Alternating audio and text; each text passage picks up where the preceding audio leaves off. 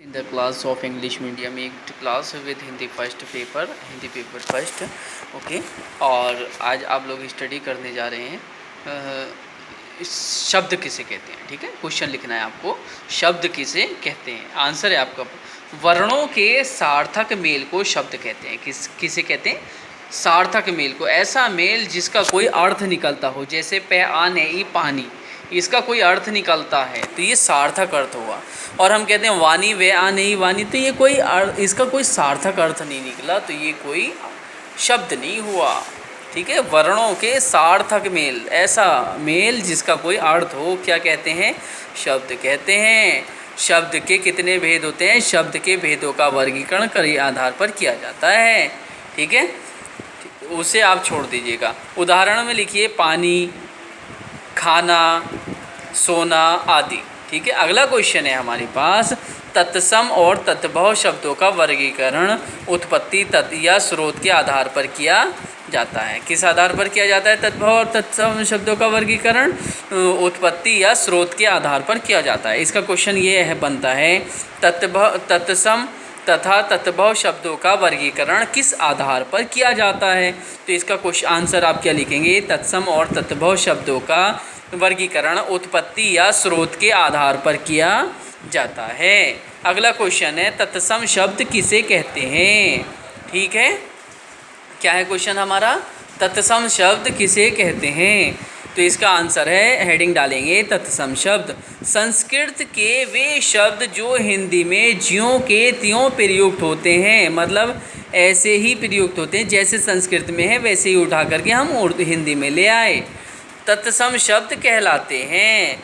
उदाहरण है निद्रा, पुण्य, रात्रि, मृत्यु, अग्नि आदि। ठीक है, क्या है क्वेश्चन? तत्सम शब्द किसे कहते हैं? उदाहरण सहित समझाइए। तो इसका आंसर है हमारा, संस्कृत के वे शब्द जो हिंदी में ज्यों के त्यों प्रयुक्त होते हैं तत्सम शब्द कहलाते हैं। उदाहरण क्या है? निद्रा, पुण्य, रात्रि, मृत्यु, अग्नि आदि। अगला क्वेश्चन है हमारा, तत्भव शब्द किसे कहते हैं? उदाहरण सहित समझाइए। तो इसका आंसर है, आंसर में हम हेडिंग लिखेंगे तत्भव शब्द। क्या लिखेंगे हेडिंग? तत्भव शब्द संस्कृत के वे शब्द जो हिंदी शब्दावली में परिवर्तित होकर प्रयुक्त किए जाते हैं तत्भव शब्द कहलाते हैं। उदाहरण मोर, कौमा किवाड़, कौमा दांत, कौमा खंबा, कौमा कौआ आदि। ओके, क्या था क्वेश्चन? तत्भव शब्दों को उदाहरण सहित समझाइए। इसका उत्तर क्या है? तत्भव शब्द हम हेडिंग लिखेंगे और उसके उत्तर हेडिंग में लिखेंगे, संस्कृत के वे शब्द जो हिंदी शब्दावली में परिवर्तित होकर प्रयुक्त किए जाते हैं तत्भव शब्द कहलाते हैं। जैसे मोर, किवाड़, कुछ और दे, कोई और झमेला और दे।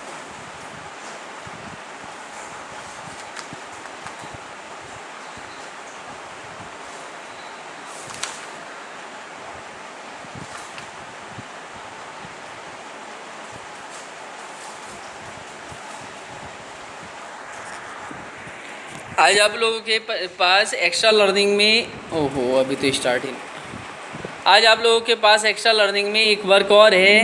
ये 10 लाइन्स ऑफ पोएम्स हैं आपकी।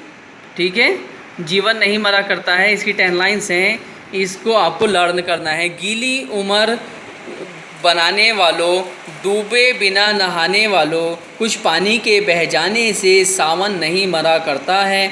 माला बिखर गई तो क्या, खुद ही हल हो गई समस्या। आंसू गर नीलाम हुए तो समझो पूरी हुई समस्या। रूठे दिवस मनाने वालों, फटी कमीज सिलाने वालों, कुछ दियों के बुझ जाने से आंगन नहीं मरा करता है। ये आपको 10 लाइन्स बहुत अच्छी तरीके से लर्न करके रखनी है। ओके, ठीक है, आपके पास 2 वर्क हो गए, क्वेश्चन आंसर हो गए और ये 10 लाइन्स हो गई। इनको आप बहुत शानदार तरीके से लर्न कर। ठीक है डियर स्टूडेंट्स, आज आप लोगों को कितना वर्क मिला है? 2 टाइप का वर्क मिला है। हालांकि वर्क तो एक ही टाइप का है। एक तो आपको लर्निंग करनी है पोएम की 10 लाइन्स एंड क्वेश्चन आंसर, और दूसरे क्वेश्चन आंसर्स को आपको अपनी नोटबुक में नोट करना है। ठीक है, और आपके पास जो पोएम की 10 लाइन्स हैं, इन्हें नोट नहीं करना है। आप चाहो तो नोट कर सकते हो रिपीटेशन के लिए, लेकिन ये नोटेबल नहीं है। ओके, नोट कर लोगे तो आपको आगे जो है दोबारा से यूट्यूब पर जाने की ज़रूरत नहीं पड़ेगी। Okay, thank you very much, good bye.